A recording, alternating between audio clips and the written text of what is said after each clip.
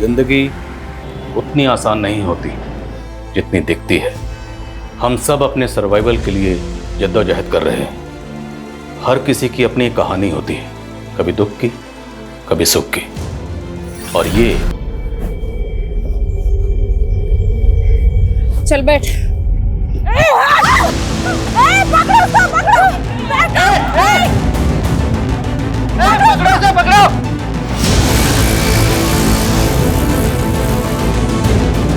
भैया भैया स्टेशन चलो, स्टेशन चलो।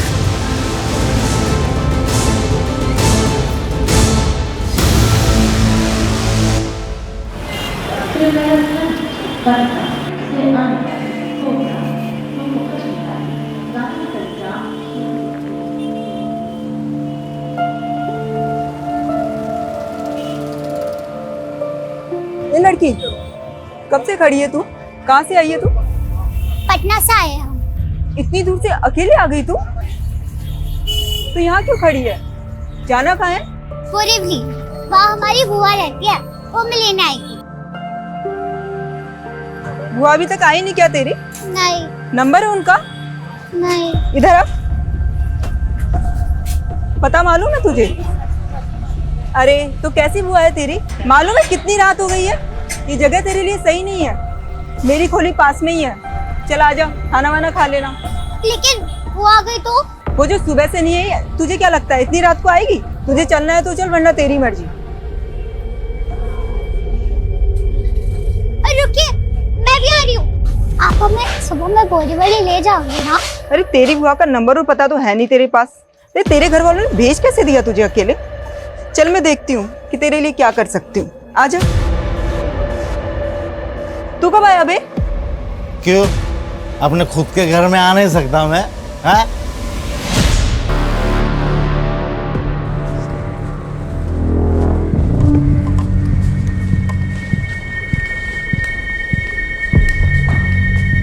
हम राजेश का MRI कराएंगे और उसके बाद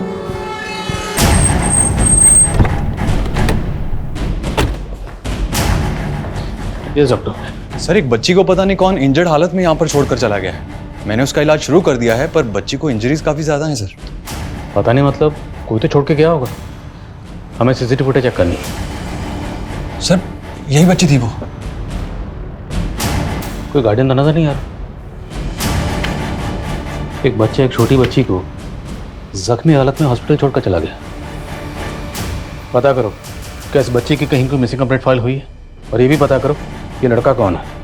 ओके सर। और क्यों इस बच्ची को ये हॉस्पिटल में छोड़कर चला गया।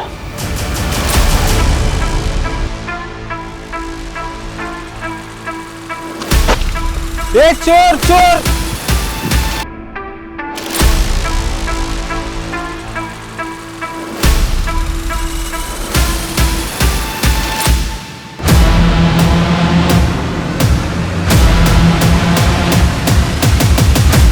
सर, पहले हमें लगा था कि बच्ची पैरालाइज है, पर शायद ऐसा नहीं है।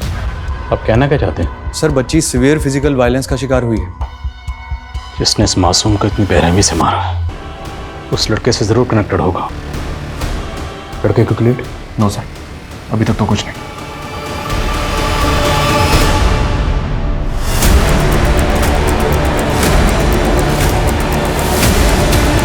सर, हमें बच्ची की उसका फोटो सोशल मीडिया पर सर्कुलेट कर दिया है, न्यूज़पेपर में भी छपा दिया है। शायद उनको देख के कोई जान पहचान वाला सामने आया। बच्ची व्हीलचेयर पे थी। डॉक्टर ने बताया कि इसे चोट रिसेंटली लगी थी। तो क्या वो व्हीलचेयर बच्ची के लिए रिसेंटली खरीदी गई थी? शर्मा, आई थिंक हम व्हीलचेयर सेलर का चांस ले सकते हैं। बच्ची के कपड़े। सुमन। Yes sir. बच्ची के कपड़े लाओ जल्दी। ये लीजिए सर। और सीरियल नंबर। आई थिंक हम इससे पता लगा सकते हैं कि कपड़े कहाँ से खरीदेगा। Right right sir. इस ब्रांड के कपड़ों के जितने भी ट्रेड सेलर्स हैं सबसे कांटेक्ट करो। महामंत्री, हमें इस बात की चिंता खाए जा रही है कि हमारे बाद युवराज इस राज्य को संभाल पाएंगे कि नहीं। अच्छा बेटा, तुम बाहर जाओ, मुझे रिहर्सल करनी है। पापा, आप हमें इस नाटक में राजकुमारी बना दो ना प्लीज। बेटा तुम एक्टिंग नहीं कर पाओगे। अरे कर लेंगे पापा, बना दो प्लीज, बना दो प्लीज प्लीज प्लीज। अच्छा अच्छा अच्छा अच्छा ठीक है, मैं तुम्हें राजकुमारी बनाऊंगा, लेकिन एक राजकुमार भी होगा इस कहानी में। क्या तुम उसका डायलॉग बोल पाओगे? अरे क्यों नहीं, आपकी बेटी है, आप कह सकते तो हम क्यों नहीं। अरे वाह। परागवाड़ी पुलिस ने कांटेक्ट किया हमें। जिस लड़के को हम ढूंढ रहे थे उस लड़के की उन्हें परागवाड़ी में लाश मिली थी। इस लड़के की कुछ और डिटेल्स पता चली? परागवाड़ी पुलिस का कहना है कि इसके बारे में उन्हें अभी तक कुछ पता नहीं चला है। वो इसके मर्डर की इन्वेस्टिगेशन कर रही है। सर मैंने इस बच्ची की डिटेल्स परागवाड़ी पुलिस से शेयर कर दी है। एक और जो उसका मर्डर हो गया, आखिर चक्कर क्या है? हो सकता है सर दोनों भाई बहन हैं। दोनों बच्चों को अपनी जान का खतरा हो। लड़के ने लड़की को प्रोटेक्ट करने के लिए हॉस्पिटल में छोड़ दिया और उसके बाद उसका मर्डर हो गया। ये भी तो हो सकता है सर इस बच्चे का किलर वही हो जिसने इस बच्चे को बुरी तरह से पीटा है। अगर ये लड़का उस बच्ची को वाकई प्रोटेक्ट करने के इरादे से हॉस्पिटल में छोड़ के गया था तो बच्ची को हॉस्पिटल में छोड़ने के बाद ये हमसे कांटेक्ट कर सकता था। इसने किया नहीं, ये वहाँ से भाग गए और अब इसका मर्डर हो गया।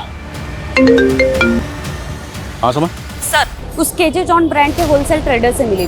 बच्ची के कपड़े पे लेबल है, उसका सीरियल नंबर देख के उसने डिटेल लिए। सर उस लॉट का कंसाइनमेंट अम्बे नगर के एक आउटलेट में गया था। अम्बे नगर, ठीक है। विवाह फड़के, कौन है विवाह फड़के, आप जानती हैं? सर इतना कहाँ याद रहता है, काफी लोग आते रहते हैं। ये कपड़े आज से 13 दिन पहले खरीदे गए, 3 मार्च को। हमें 3 मार्च की सीसीटीवी फुटेज देखनी।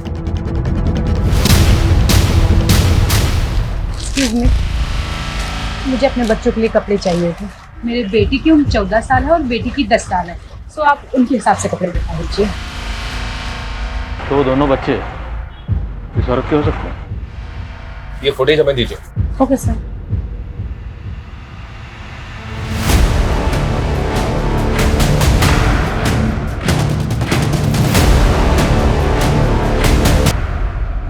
इस बिल पर ये कार्ड स्लिप है। बिल की पेमेंट कार्ड से की गई है। इस कार्ड स्लिप से कार्ड होल्डर की डिटेल्स निकलो। Okay sir.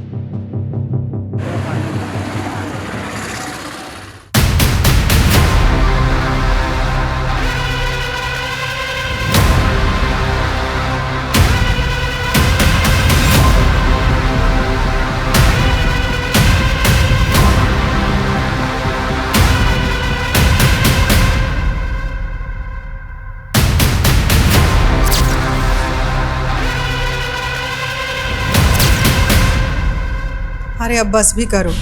रोज सवेरे प्रॉमिस करते हो कि नहीं पियेंगे, या सांझ होते बोतल खोल के बैठ जाते हो। आज तो मत रोको, उसका जन्मदिन है आज और वो यहाँ आए भी नहीं। अरे 19 साल हो गया उसको गए हुए। कौन है? कौन है? कौन है?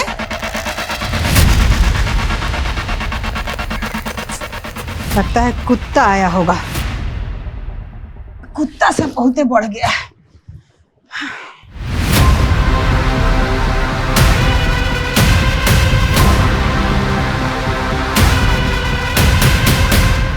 सर विवाह फड़के के बारे में पता चला है, वो अम्बे नगर की रहने वाली है। अम्बे नगर तो मिलकर आते हैं। लेकिन सर विवाह तो मर चुकी है। क्या? जी सर, अम्बे नगर पुलिस का कहना है कि विभा ने 5 दिन पहले सुसाइड किया है। उनके बताया था कि उसको विभा की लाश मिली है। पीएम रिपोर्ट के मुताबिक विभा ने एक्सेस पॉइजन कंज्यूम। हालांकि सुसाइड की कोई खास वजह पता नहीं चली है, लेकिन अम्बे नगर पुलिस का कहना है कि उनको कोई साजिश भी नहीं लगी, इसलिए उन्होंने केस क्लोज कर दिया। सर मुझे यकीन नहीं हो रहा है, विभा इस तरह मुझे छोड़ के चली जाएगी। लेकिन आपकी वाइफ ने सुसाइड क्यों किया? मुझे खुद समझ में नहीं आ रहा। हम दोनों एक दूसरे के साथ बहुत खुश थे। सुसाइड के एक दिन पहले हमने हमारी 10वीं मैरिज एनिवर्सरी मनाई थी।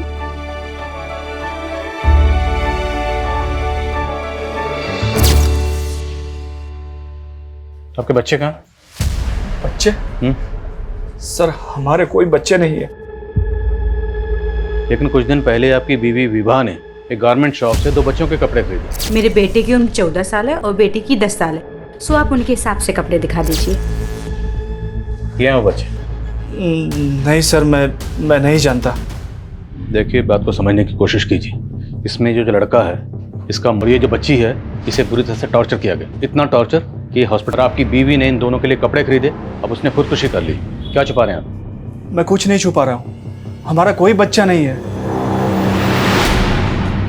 आई थिंक ये कुछ छुपा रहा है, झूठ बोल रहा है।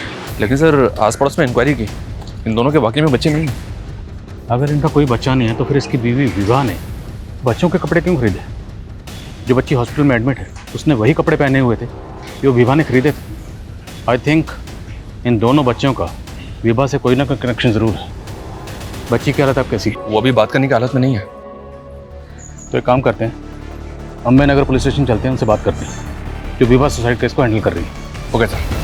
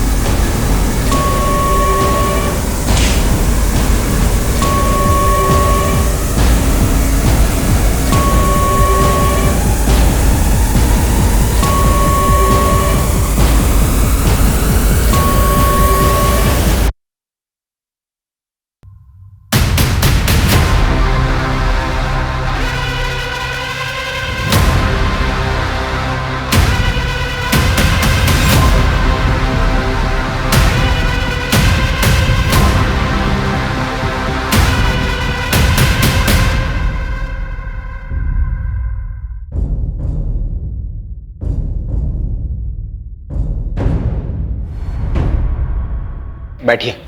Thank you. हम आपसे विभा सुसाइड केस के बारे में बात करना चाहते हैं। जी। आपको सुसाइड के बारे में कब पता चला?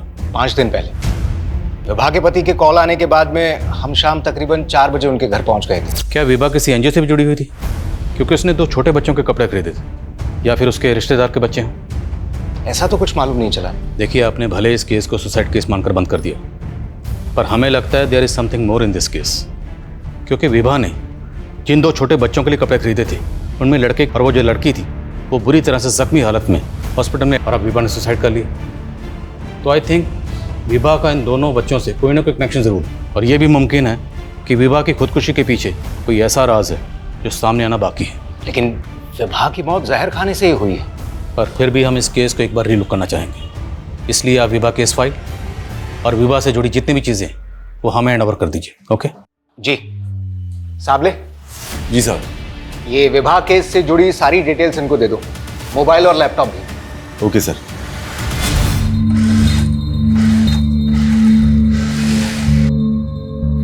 अरे सलमा, जल्दी भी हाथ चला, बहुत से ऑर्डर पूरे करने हैं। अरे भाई बस 5 मिनट दीजिए ना, एक चाय पी के आती हूँ, फिर देखिएगा मेरी स्पीड। सलमा। Thank you. देखो सलमा, मैं तुम्हें पूरे 1 साल से देख रहा हूँ और तब से ही जानता हूँ। अच्छी लगती है मुझे, शादी करना चाहता हूँ। मुझे यकीन है हम दोनों की लाइफ बहुत प्यार से कटेगी। दिनेश, मैं ऐसा नहीं कर सकती। क्यों? हम दोनों के मज़हब अलग है इसलिए? नहीं, क्योंकि तुम ये रिश्ता नहीं निभा पाओगे। क्यों नहीं निभा पाऊंगा? अरे तुम एक बार हाँ तो कह दो, हम भी शादी कर लेंगे।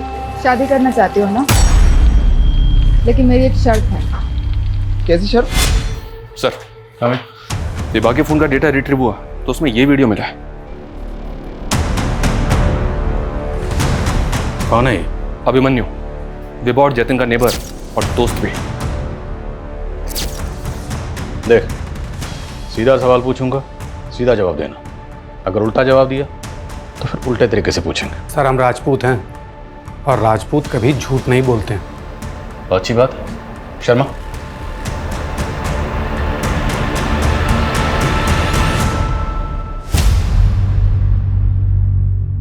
जानते हो इन बच्चों को? नहीं सर। कौन है ये लोग? ये क्या हुआ? मुंह में दही जम गई? तूने विभा का ये वीडियो बनाया, तुम उसे ब्लैकमेल कर रहे थे, इसलिए तूने विभा को... अरे नहीं सर, ये सब झूठ है।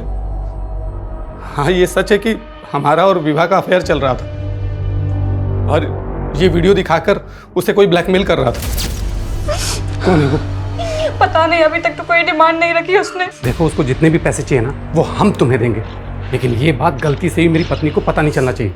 उसके बाद हमने उससे 5 लाख रुपए दी जो ब्लैकमेलर ने मांगे थे। फिर हम उससे मिलना बंद कर दिए सर। कब की बात है? 1-1.5 महीने पहले की बात है सर। हम अक्सर होटल स्प्रिंग बेल जाया करते थे। ये वीडियो भी वहीं बना था सर। कहीं ऐसा तो नहीं कि विभा ने तो जो बनाया, उसने तेरे साथ अफेयर किया, होटल में ले जाकर ये वीडियो बनाया और वो तुझे ब्लैकमेल कर रही थी, बार बार पैसे मांग रही थी, इसलिए तूने विभा। सर ये क्या बोल रहे हैं? ऐसा कुछ नहीं हुआ था सर। इस अभिमन्यु की बातों का भरोसा नहीं कर सकते। पता करो केस का उन दोनों मिल जाओ। Okay sir.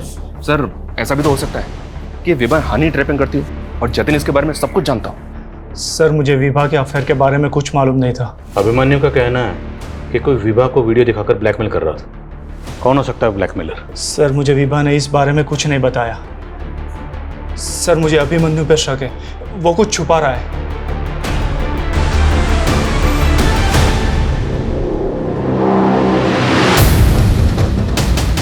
ये विभा और ये अभिमन्यु, इन दोनों के बारे में हमें जानकारी चाहिए।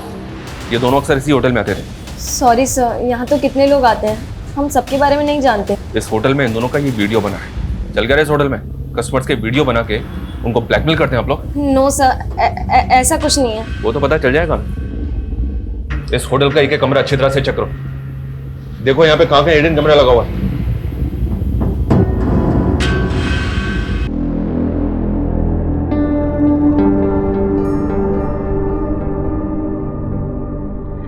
हाँ हरिश्चंद्र, आ गए आप बैठिए, मैं पानी लेके आती हूँ।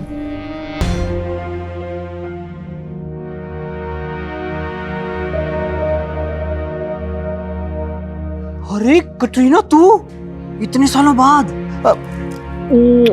कैसी है तू? मेरे को ना इस धंधे में वापस आने का है। लेकिन तू तो सलमा बनकर टेलरिंग का काम कर रही थी ना? हाँ, सोचा था ये धंधा छोड़ दूंगी। एक कमीनी से ना शादी भी बना लिया था, लेकिन उसने भी मुझे लात मार दिया और पूरे मोहल्ले में ना बदनाम करके रख दिया मुझे। साला कोई काम देने को तैयार नहीं है मेरे को। अब पेट पालने के लिए जिस्म तो बेचना पड़ेगा ना। अरे तू तो पेट से दिख रही है रे, ऐसे में धंधा कैसे करेगी? सर बच्ची ने बातचीत शुरू कर दी है पर अभी भी सदमे में है, थोड़ा आराम से। बच्ची तेरी वाइफ विभा को अपनी माँ बोल रही है और उस बच्चे चिंटू को अपना भाई। और बच्ची तेरी बीवी को अपनी माँ क्यों बोल रही है? सर मुझे खुद समझ में नहीं आ रहा है। मेरा कोई बच्चा नहीं है। सर प्लीज मेरा यकीन कीजिए सर, प्लीज।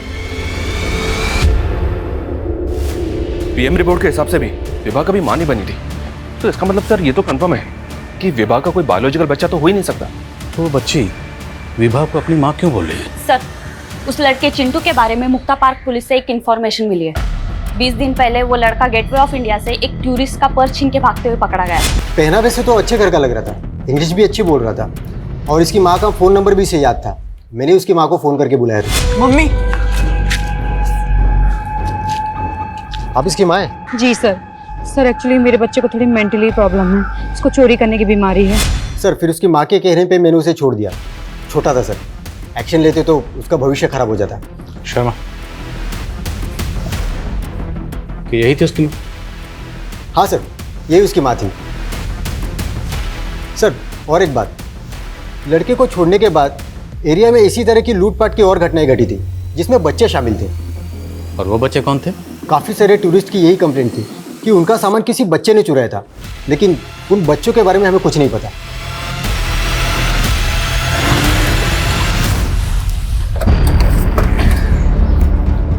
सर कहीं ये ऑर्गेनाइज क्राइम का केस तो नहीं?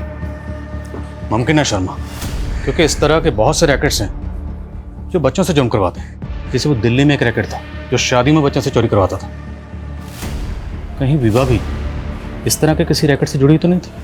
हो सकता है उसने अभिमन्यु के साथ वो वीडियो खुद बनवाया हो ताकि अभिमन्यु को ब्लैकमेल कर सके। लेकिन सर विभा का पति जतिन, उसने अपना स्टेटमेंट बदला नहीं है, वो वहीं का वहीं है। हो सकता है वो सब कुछ जानता हो लेकिन फंसने के डर से चुप बैठा हो। जितने भी इस तरह के गैंग और रैकेट्स हैं जो बच्चों से जुर्म करवाते, सबकी डिटेल निकलो।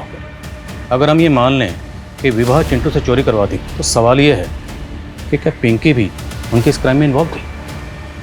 हमें पिंकी से दोबारा बात करनी है। अरे भागो रे भागो, पुलिस की रेड पड़ी, भागो रे भागो, पुलिस की रेड पड़ी, भागो। आई थिंक ये पिंकी पक्का कुछ छुपा रही है। हो सकता है ये भी चिंटू की तरह चोरी वगैरह करती हो। बोलो सर, होटल स्प्रिंग बेल की इंक्वायरी करते हुए एक इंफॉर्मेशन हाथ लगी। सर, वहाँ के रिसेप्शनिस्ट का एक क्रिमिनल रिकॉर्ड है। 2 साल पहले लोकल ट्रेन में वो चेन स्नैचिंग करते हुए पकड़ी गई थी। सर मजबूरी में करना पड़ा था, लेकिन उसके बाद मैंने ऐसा कुछ नहीं किया। अब मैं अपनी नौकरी पूरी मेहनत और ईमानदारी से करती हूँ। तुम्हारी मेहनत और ईमानदारी तो हम तुम्हारे कॉल रिकॉर्ड में देख चुके हैं, जिसमें कई फेक आईडी से लिए गए नंबर हैं और उनमें से एक नंबर विभा के कॉल रिकॉर्ड में भी मिला। अब इन फेक आईडी से लिए गए नंबर की कहानी क्या है ये तुम खुद बता दो, वरना वो पता करेंगे। सर ये सब मुझे साहब ने करने को कहा था। वो कहते थे ऐसा कोई भी कपल है जो पति पत्नी ना हो, उनका वीडियो बनाने का। कौन सा? कौन साहब? साबले साहब, वही मुझे यहाँ पर नौकरी दिलवाए थे सर। कौन साहब ने? काका साहब साबले, कांस्टेबल है सर। कांस्टेबल काका साहब सामले। साबले जी साहब। ये विवाह केस से जुड़ी सारी डिटेल्स इनको दे दो, मोबाइल और लैपटॉप दो। Okay sir. जो अम्बे नगर पुलिस स्टेशन में पोस्टेड है? जी सर।